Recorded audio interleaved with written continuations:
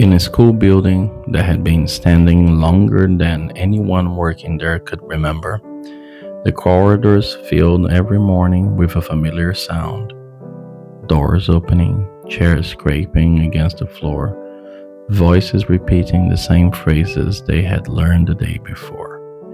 In one of the smaller classrooms at the end of the hall, a young teacher named Claire arranged papers on a desk while waiting for her students to arrive. This was the third year of teaching English. The gestures were practiced now. The movements had lost their urgency. The room was quiet for a moment longer than expected, and in that pause, something that had not been settled during the first year. 2 years earlier, Claire had entered a similar classroom with a different posture. Then, the focus had been on survival. Lesson plans were written late at night, copied from textbooks, adjusted quickly when they failed to work. Attention was fixed on control, on filling every minute, on proving competence to colleagues and to students. By the second year, those anxieties had softened. Classroom management came more easily. Mistakes no longer felt catastrophic. Students progressed, at least on paper. The question that now appeared, often without words, was quieter and more difficult to answer. Across town, in a university seminar room, a group of teacher trainees listened to a senior lecturer describe findings from long-term classrooms observation studies. Some took notes, others stared at the table, already tired before the day had begun. Among them sat David, who had been teaching in a private language school for 2 years while completing a postgraduate certificate. His schedule was full. His students were satisfied.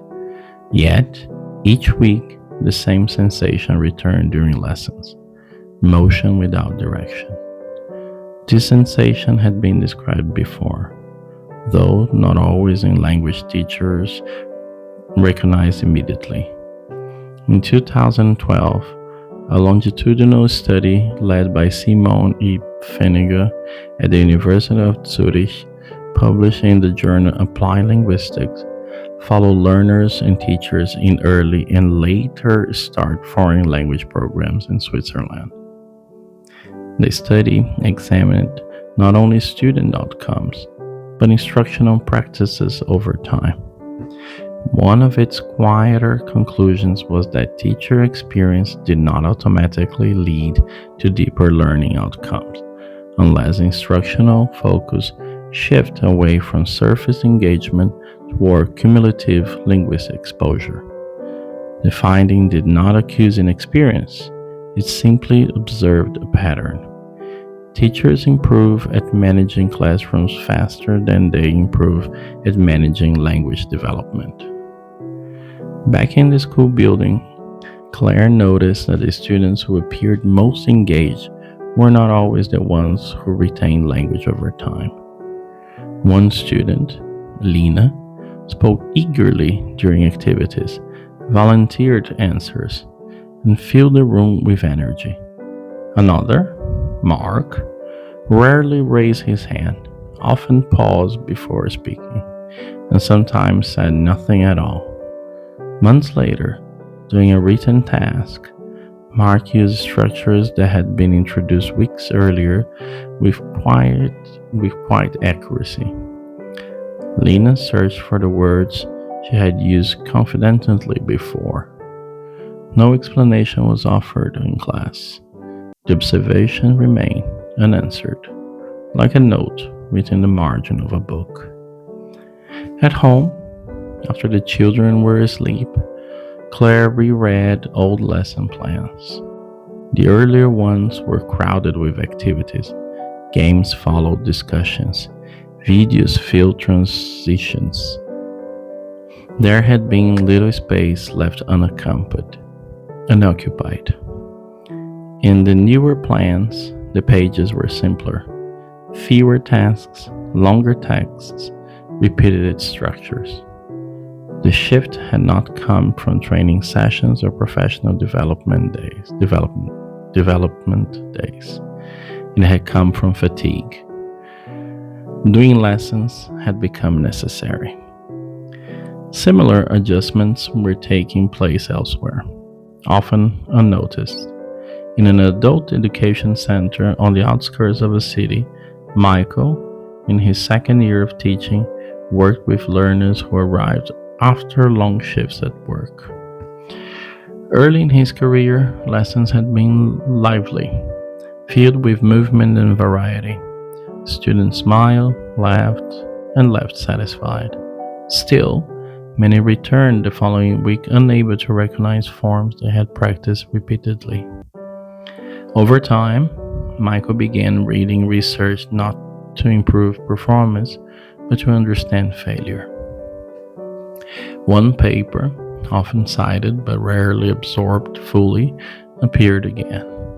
Stephen Krashen's work on comprehensive input, developed during his time at the University of Southern California and summarizing second language acquisition and second language learning in 1982, described language acquisition as the result of understanding messages slightly beyond the learner's current level.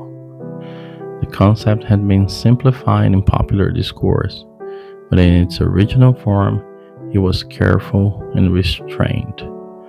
Krashen emphasized the acquisition occurred when learners were exposed to language that was meaningful, repeated, and not forced into production prematurely.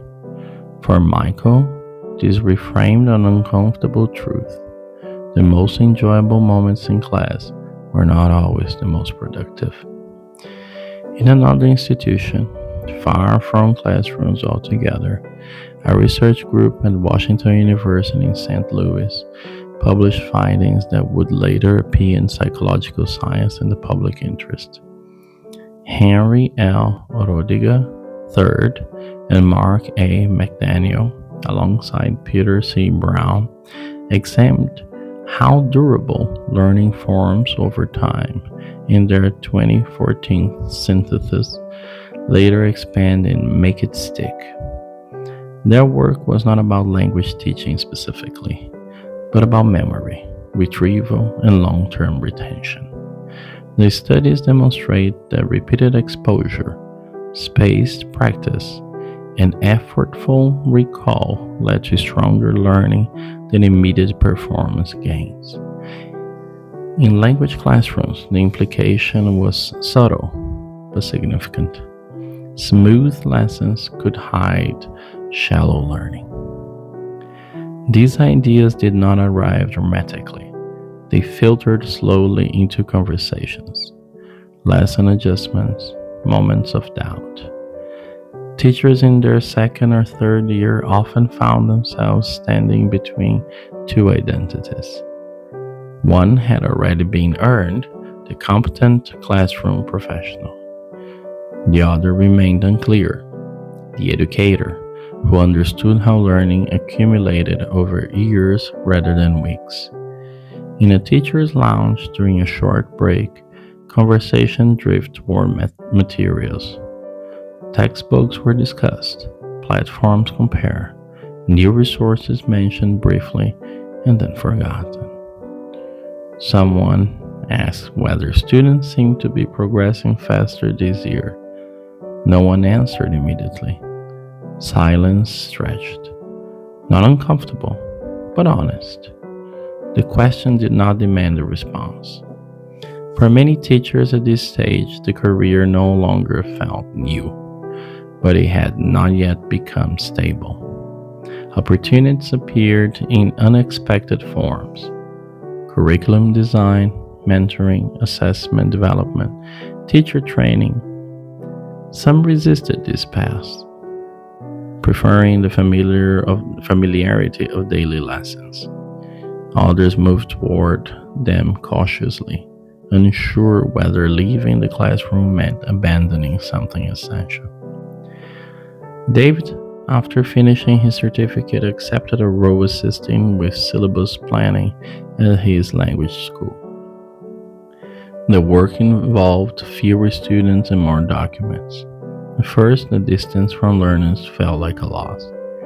Gradually, patterns became visible that had been hidden before.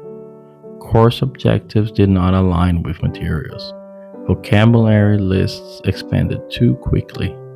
Grammar sequences ignored frequency and utility. These were not dramatic failures. They were accumulations of small decisions made without time. Studies continue to echo these observations. In 2019, a paper published in the Modern Language Journal by researchers affiliated with the University of Cambridge examined teacher cognition over early career stages. The study found that novice teachers focus primarily on classroom execution, while teachers with 3 to 5 years of experience began to question curricular coherence and long-term outcomes. The shift was not driven by confidence alone, but by repeated exposure to limitations in existing structures. Meanwhile, students continue to arrive, sit, wait, speak, write, and leave. Learning happened unevenly, often invisibly. Some days nothing seemed to move at all. Those days were often the most important. Silence allowed language to settle. Waiting allowed patterns to repeat without interruption. In the evening, some teachers returned to empty classrooms to straighten the desks, erase boards, and collect forgotten notebooks. The rooms looked unchanged, but something within the teachers had altered. Teaching no longer felt like performance, it felt closer to stewardship. Career paths began to diverge quietly. One teacher pursued research, enrolling in a master's program focused on applied linguistics. Another moved into teacher training, observing lessons instead of leading them. A third remained in the classroom but reduced workload, choosing depth over expansion. None of these choices were announced as breakthroughs. They unfold gradually, shaped by observation rather than ambition. What linked these paths was not innovation, but restraint. The realization that understanding develops over time, that language grows through repeated meaningful contact, and that teaching improves when urgency decreases. The classroom became less crowded, lessons slow, expectations adjusted. By the fourth year, many of these teachers no longer introduced themselves by listing methods or materials. They spoke instead about students, about time, about patterns that repeated across groups. The career had not changed direction suddenly, it had widened. In the old school building, the bell rang again at the end of the day. Students left, voices fading down the corridor. Claire remained seated for a moment longer, looking at the board where only a few words remained. Nothing more was added. There was no needed.